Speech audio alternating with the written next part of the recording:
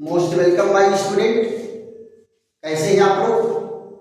बढ़िया हैं, स्वस्थ हैं और मस्त हैं, है ना? चलिए फिर आप लोगों का एक नए वीडियो में स्वागत है। पिछले वीडियो में मैं आप लोगों से चर्चा किया था श्वसन तंत्र के बारे में। उसमें आपको नॉस्ट्रिल से लेकर के नोजल कैविटी से लेकर के फायरिंग्स लैरिंग्स तक को क्या बताए थे? अपर रेस्पिरेटरी सिस्टम और फिर ट्रैकिया से लेकर के ब्रांकाई लंग्स, ये सब का क्या होते हैं? लोअर रेस्पिरेटरी सिस्टम होते हैं। और इनका काम क्या है? सांसों का बाहर, सांसों का अंदर ले जाना और सांसों को बाहर ले आना। क्लियर? फिर गैसीय विनिमय वाला वीडियो आप लोगों को पहले ही मिल चुका है। अब हम लोग चर्चा क्या करेंगे? ऑक्सीजन का संवहन, ऑक्सीजन का संवहन कि ऑक्सीजन को कैसे जो है ये कैरी करके ले जाया जाता है। ऑक्सीजन का संवहन है ना? ऑक्सीजन को कैसे कैरी करके ले जाएंगे? देखो, ऑक्सीजन को कैरी करके कौन ले जाता है? हीमोग्लोबिन। और हीमोग्लोबिन कहां पाया जाता है? ब्लड में। और ब्लड में कहां पाया जाता है? आरबीसी में। ब्लड में कहां पाया जाता है? आरबीसी में, रेड ब्लड कॉर्पसेल्स में। और रेड ब्लड कॉर्पसेल्स हीमोग्लोबिन के कारण ही लाल होता है, हीमोग्लोबिन के कारण ही लाल होता है। अगर मान लीजिए कोई आपसे पूछे कि ब्लड लाल होता है, ब्लड लाल होता है, ब्लड लाल होता है क्यों? तो क्या जवाब होगा? हीमोग्लोबिन के कारण, हीमोग्लोबिन के कारण, है ना? और हीमोग्लोबिन क्यों लाल होता है? हीमोग्लोबिन लाल होता है Fe3 पॉजिटिव आयन के कारण। हीमोग्लोबिन क्यों लाल होता है? Fe3 पॉजिटिव आयन के कारण। देखो बेटा, आप एक चीज और जानते हो कि आरबीसी में न्यूक्लियस नहीं पाया जाता।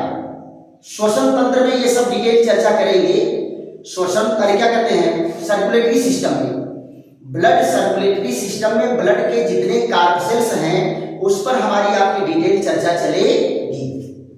तो यहां जरा देखो, हीमोग्लोबिन क्या करता है?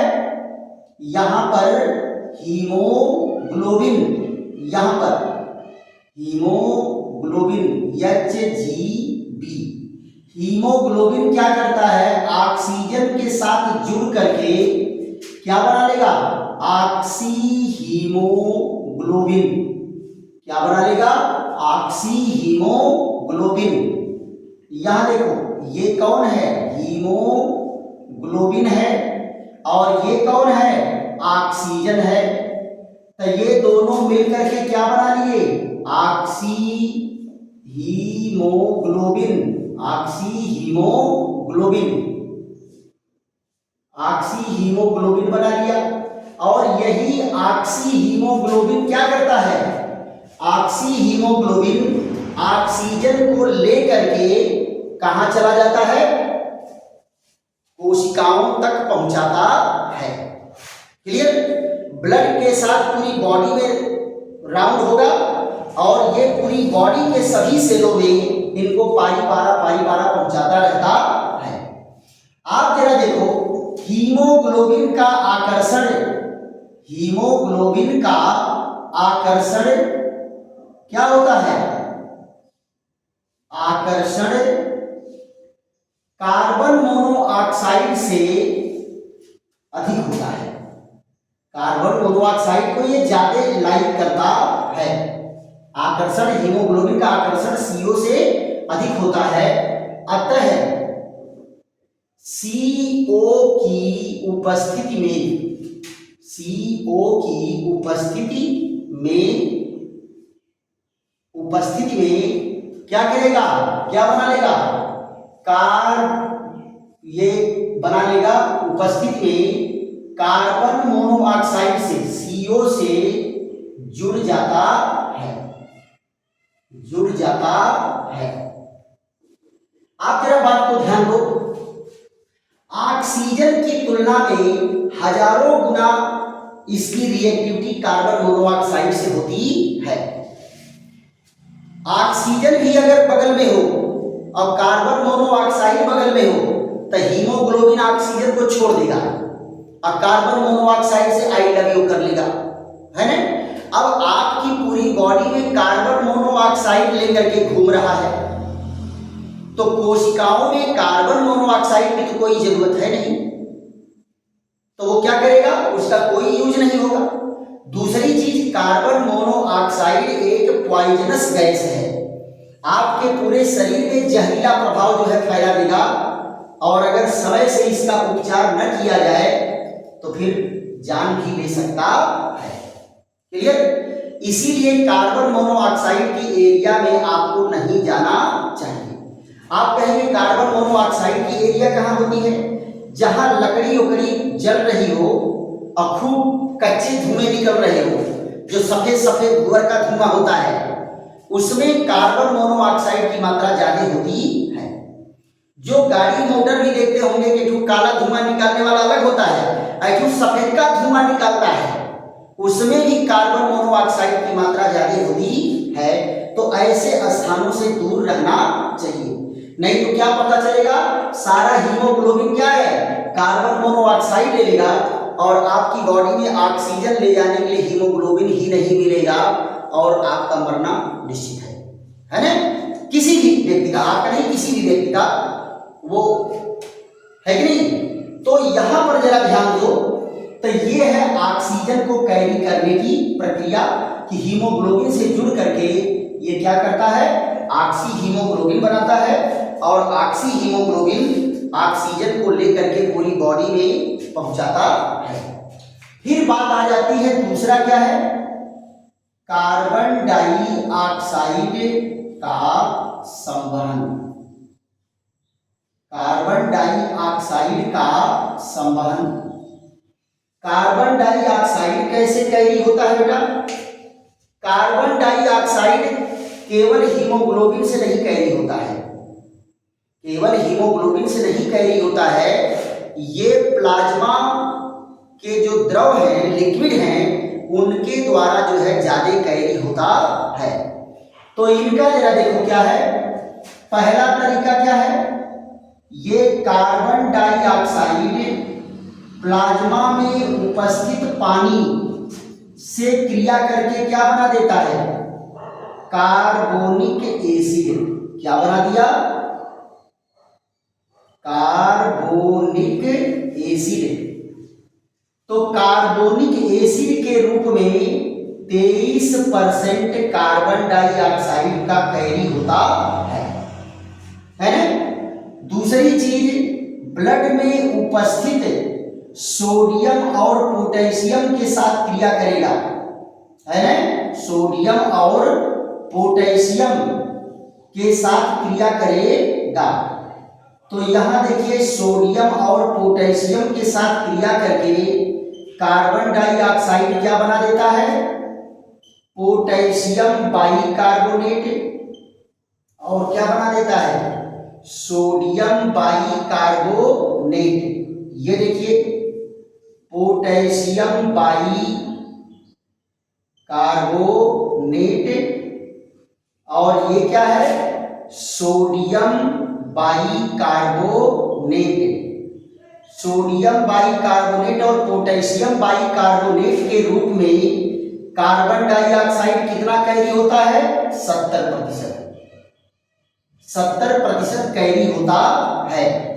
और तीसरा मोड क्या है कि ये हीमोग्लोबिन के साथ मिल करके कार्बन डाइऑक्साइड क्या बनाता है, कार्बोक्सी हीमोग्लोबिन बनाता है। क्या बनाएगा, कार्बोक्सी हीमोग्लोबिन, कार्बोक्सी हीमोग्लोबिन बनाएगा। और इस रूप में कितना कैरी होता है, 7%। तो इस तरह से बेटा कार्बन डाइऑक्साइड कैरी किया जाता है, ढोया जाता है, संवहन होता है ब्लड के द्वारा, ब्लड के द्वारा। फिर उसके बाद बेटा एक छोटा टॉपिक है श्वसन की दर। क्या है? श्वसन की दर। यहां देखो, श्वसन की दर। ये देखो, नॉर्मल कंडीशन में respiratory rate, respiration rate, respiration rate, श्वसन की दर कितनी होती है बेटा? नॉर्मल कंडीशन में, जैसे मान लो आप रिलैक्स कंडीशन में बैठे हुए हो, तो रिलैक्स कंडीशन में अगर बैठे हुए हो तो ये श्वसन की दर कितनी होती है? 12 से 16 बार क्या होगा? प्रति मिनट। 12 से 16 बार प्रति मिनट सांस की दर होती है। श्वसन की दर कितना होती है? इतना। लेकिन एक्टिव मोड में अगर आप रहेंगे, एक्टिव मोड में अगर आप सक्रिय हैं, खेल रहे हैं, कूद रहे हैं, दौड़ रहे हैं, तो इनकी दरें जो है बढ़ जाती हैं। इनकी दर क्या होगी? बढ़ करके 15 से 30 तक चली जाती है प्रति मिनट, है ना? और बच्चों में भी श्वसन की दर क्या होती है? ज्यादा होती है। बच्चों में भी श्वसन की दर जो है, यह आपका मान चलिए कि 15 से लेकर के 25 और 35 तक चली जाएगी, है ना? ये प्रति मिनट। बच्चों को आप देखते होंगे कि बच्चे जल्दी सांसें लेते हैं, है ना? उनकी सांसें हक हक हक हक से चलती हैं, तो उनकी सांसें क्या होती हैं? तेज होती हैं, है ना? तो ये हमारा क्या है? श्वसन की दर है।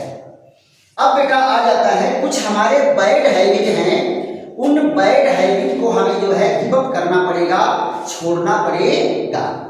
Always try to give up our bad habit. हमेशा हमें जो है बैड हैबिट को छोड़ने की, त्यागने का प्रयास करना चाहिए, है कि नहीं? बुरी आदतों से दूर रहना चाहिए। तो यहां पर जरा ध्यान दो, बुरी आदतें क्या है बेटा? धूम्रपान। बुरी आदतें क्या है? धूम्रपान या तंबाकू है कि नहीं? मैक्सिमम लोगों के बेटा आदत होती है। आप यहां पर जरा ध्यान दो, बहुत सारे लोगों को देखे होंगे, कुछ लोग जो है बीड़ी पीते हैं और कुछ लोग सिगरेट पीते हैं। अब तो सिगरेट बड़ा महंगा भी हो गया है, उससे हमारा कोई लेना देना नहीं है, इसलिए जो है ये मैं नहीं बता पाऊंगा उसका रेट है। लेकिन एक बार मैं दुकान पर गया था तो एक लड़का आया सिगरेट लेने, तो 2 लड़के थे अंडर 15, यानी 15 साल से कम ही उम्र रही होगी। तो अब ये मान चलो कि दोनों लड़के एक सिगरेट लिए और 50 रुपए की नोट दिए, और उनमें से केवल 2-3 टॉफी उनको मिला रिटर्न। अब जान लो सिगरेट की क्या महंगाई है। इतना पैसा दे करके तुम जहर खरीदते हो, इतना पैसा दे करके क्या करते हो? जहर खरीदते हो। अब जरा बताओ, धूम्रपान क्या करेगा? धूम्रपान जो है, पहली बात तो आप जबरदस्ती जो है धुएं को अंदर प्रवेश करा रहे हैं, कहां? फेफड़े में। तो यहां पर जरा देखो क्या है, जो ट्रैकिया है, ये ट्रैकिया है, ट्रैकिया की भीतरी दीवार पर बहुत सारी रोएदार रचनाएं होती हैं। रोएदार रचनाएं होती हैं, ये भी फिल्टर करने का काम करती हैं। कुछ एक्सटर्नल ऑब्जेक्ट अगर प्रवेश कर रहा है जो हानिकारक है, ये इनको रोकने का काम करती हैं। और ये धुआं और धूल के कण क्या करते हैं? इनको नष्ट कर देते हैं। धूल और धुआं के कण इनको नष्ट कर देते हैं। उसके बाद वो धुआं कहां पहुंचेगा? फेफड़े में। कहां पहुंचेगा? फेफड़े में। तो फेफड़े में धुआं पहुंचेगा तो वो धुआं वहां भी एब्जॉर्ब होगा, तो अल्वियोलाई को प्रभावित करेगा। किसको प्रभावित करेगा? अल्वियोलाई को। वहां बहुत सारी कोशिकाओं को नष्ट करेगा। जब कोशिकाएं नष्ट होंगी तो अगल बगल की कोशिकाओं को भी नष्ट करेगी, तो आपको फेफड़े का कैंसर हो जाएगा। फेफड़े का कैंसर हो जाएगा। अब कुछ लोग बेटा तंबाकू को कैसे पान मसाला के साथ खाते हैं, तो उनको तो बहुत अंदर नहीं गले का ही कैंसर हो जाता है। दो एक हमारे भी रिलेटिव